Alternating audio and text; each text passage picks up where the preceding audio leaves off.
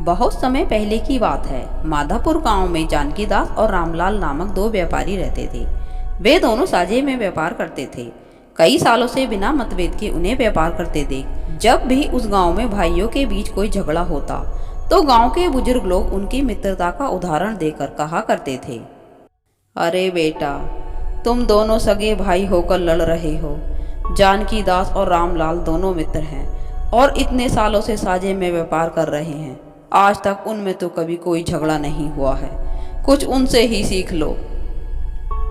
वे दोनों मित्र हर साल मकर संक्रांति के दिन अपना मुनाफा बांट लेते थे। रामलाल उसी समय अपने हिस्से के मुनाफे में से 365 रुपये अलग निकालकर एक पोटली में बांध लेता था। मगर जानकीदास ने कभी रामलाल से यह नहीं पूछा कि वह 365 रुपये पोटली में बांधकर अलग क्यों रख देता है। रामलाल को भी आश्चर्य होता था कि जानकीदास उससे कभी इस बारे में क्यों नहीं पूछता है। रामलाल 365 रुपये की वह पोटली हर साल सबसे छुपकर एक कुएं के पास छोड़कर चला आता था, लेकिन वह यह नहीं जानता था कि वह रुपए आखिर कौन उठाकर ले जाता है। मगर एक साल रामलाल यह पता करने के लिए कुएं के पास जाता है। वह पैसों की पोटली को कुएं के पास रख देता है और वहीं कुछ दूरी पर खड़ा होकर देखने लगता है। तभी वहां पर एक व्यक्ति आता है और उस पोटली को उठा लेता है। रामलाल उस व्यक्ति को देखकर चौंक जाता है, क्योंकि पोटली उठाने वाला वह व्यक्ति उसका मित्र जानकीदास ही है। वह जानकीदास के पास जाकर कहता है, मित्र, मैंने तो सोचा था कि मेरे पैसे किसी गरीब के हाथ लगे और वह उनका लाभ उठाए, परंतु यह तो तुम्हारे हाथ लग गए। क्या हर साल तुम ही यहाँ से पैसे उठा लेते हो? रामलाल, तुमने तो रुपए यहाँ रख दिए, अब यह रुपए चाहे किसी के भी हाथ लगे, इससे तुम्हें क्या मतलब। पर तुम मुझे यह बताओ कि तुम यहाँ हर साल 365 रुपये पोटली में बांधकर क्यों रख देते हो? जानकीदास, तो तुम यह जानना ही चाहते हो कि मैं इस कुएं के पास रुपए क्यों रखता हूँ? तो सुनो, बचपन में ही मेरे माता पिता गुजर गए थे। मैं बहुत गरीब था और अपना पेट भरने के लिए मुझे छोटी उम्र में ही तरह तरह के काम करने पड़े। एक बार मेरे गांव में अकाल पड़ गया और सभी लोग गांव छोड़कर भाग गए। मैं भी अपना गांव छोड़कर इस गांव में आ गया। उस दिन इस गांव में मकर संक्रांति का मेला लगा हुआ था। मैं 2 दिनों से भूखा था। मैंने लोगों से खाने के लिए कुछ मांगा, परंतु किसी को भी मुझ पर दया नहीं आई। मुझसे भूख बर्दाश्त नहीं हुई और मैंने एक मिठाई की दुकान से लड्डू चुरा लिए। मैं चोरी करते हुए पकड़ा गया और बहुत मार भी खाई। एक तरफ तो मैं भूख से बेहाल था और दूसरी तरफ मुझ पर चोरी का इल्ज़ाम लगा। भूख की पीड़ा और बदनामी के कारण मेरी मर जाने की इच्छा हुई।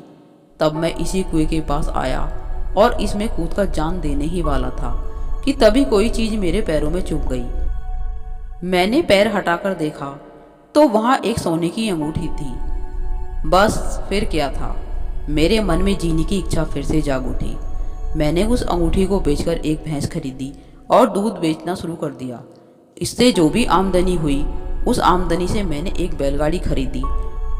इसलिए मैं इस कुएं का आभार व्यक्त करने के लिए हर साल मकर संक्रांति के दिन अपने व्यापार में हुए लाभ से 365 रुपये यहाँ निकाल कर रख देता हूँ। रामलाल, हो सकता है कि तुम्हारा विचार बड़ा ही अच्छा हो, लेकिन क्या तुमने कभी यह सोचा है कि तुम्हारे यह पैसे किसके हाथ लगते हैं और वह उन पैसों का क्या करता है? मेरे कहने का मतलब है कि वह इन पैसों को किस काम में लाता है। मैं तुम्हें यह प्रत्यक्ष रूप से दिखा सकता हूँ। इससे तुम्हारे मन की शंका खुद ब खुद दूर हो जाएगी। उसके बाद जानकीदास एक छोटी सी पोटली कुएं के पास रख देता है और रामलाल को लेकर एक पेड़ के पीछे छिप जाता है। थोड़ी देर के बाद वहां शराब की बोतल लिए एक व्यक्ति आता है और उस पोटली को उठाकर खोलकर देखता है। पोटली के अंदर रखे पैसों को देखकर वह कहता है, अरे वाह, इतने सारे पैसे! मेरी तो किस्मत ही खुल गई। कमबख्त, इतनी उम्र आ गई इस देसी शराब को पीते पीते, पर अंग्रेजी की एक बूंद भी मुंह में नहीं गई। अब इन पैसों से जाकर अंग्रेजी शराब खरीदूंगा। इतना कहकर वह व्यक्ति पैसों की पोटली लेकर वहां से चला जाता है। इस दृश्य को देखकर जानकीदास रामलाल से कहता है, रामलाल, यह पैसे एक ऐसे व्यक्ति के हाथ लगे हैं और वह अब इन पैसों का दुरुपयोग करने जा रहा है। पूरी जिंदगी शराब के नशे में गुजारने के बाद वह व्यक्ति अब इस उम्र में भी और बढ़िया शराब पीने की इच्छा रखता है।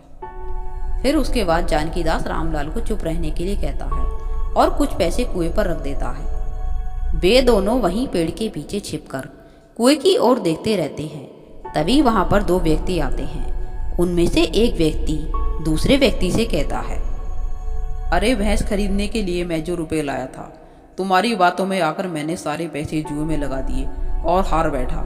अब हाथ में एक फूटी कौड़ी तक नहीं बची है। अब मैं कौन सा मुंह लेकर अपने घर जाऊं? इससे अच्छा यह होगा कि मैं इस कुएं में कूदकर अपनी जान दे दूं। यह कहकर वह व्यक्ति कुएं में कूदने के लिए दौड़ता है।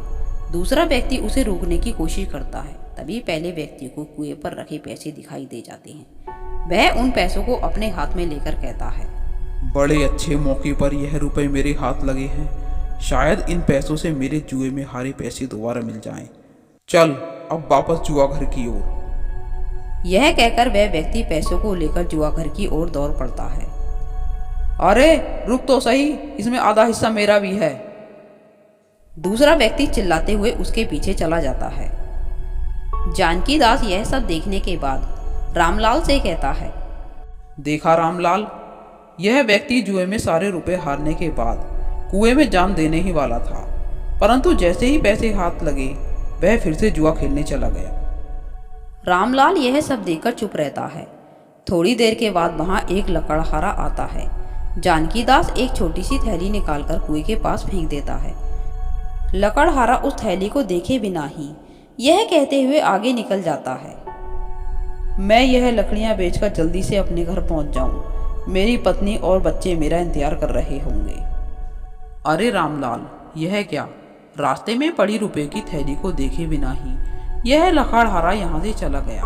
देखा रामलाल, तुम्हारा गुप्त दान अपात्र व्यक्तियों द्वारा कैसे बर्बाद हो रहा है। बिना मेहनत किए अचानक मिलने वाले धन का मूल्य बहुत ही कम लोग जानते हैं, और जो इस मूल्य को जानते हैं वे उस धन का सही इस्तेमाल भी करते हैं। वास्तव में मेहनत करके जो सुधर जाता है वह अचानक से मिलने वाले धन की परवाह नहीं करता। लकड़हारा मेहनत करके लकड़ियां काट कर लाया था और उसका ध्यान केवल लकड़ियां बेचकर मिलने वाले पैसों पर था, इसलिए उसने रास्ते में पड़ी थैली को नहीं देखा। तो क्या आज तक का मेरा गुप्तदान मिट्टी में मिल गया? मेरे पैसे ऐसे व्यक्तियों के हाथ लगे जो पैसे को बर्बाद करते हैं? नहीं रामलाल, शुरू के 1-2 साल का तो पता नहीं, लेकिन उसके बाद से हर साल मैं ही तुम्हारे पैसों को यहाँ से उठाता आ रहा हूँ और तुम्हारा यह धन मेरे पास सुरक्षित रखा हुआ है। अब हम इस धन को उसी को देंगे जो इसका असली हकदार है। इसके बाद जानकीदास रामलाल को एक खाली जमीन पर ले आता है जहाँ पर कुछ बच्चे खेल रहे थे। रामलाल, यह अपनी जमीन है। हमें यहाँ इन बच्चों के लिए स्कूल बनवाना चाहिए। यह बच्चे देश का भविष्य हैं। अगर ये पढ़ेंगे लिखेंगे तो कल को जिम्मेदार और जागरूक इंसान बनेंगे। हमें शिक्षा से वंचित इन बच्चों के लिए शिक्षा की व्यवस्था करनी चाहिए, क्योंकि शिक्षा ही वह माध्यम है जिससे समाज में बदलाव लाया जा सकता है। तुम ठीक कहते हो जानकीदास, अब हमें जल्दी से इस कार्य का शुभारंभ कर देना चाहिए। फिर उसके बाद जानकीदास और रामलाल उस जमीन पर एक स्कूल बनवा देते हैं।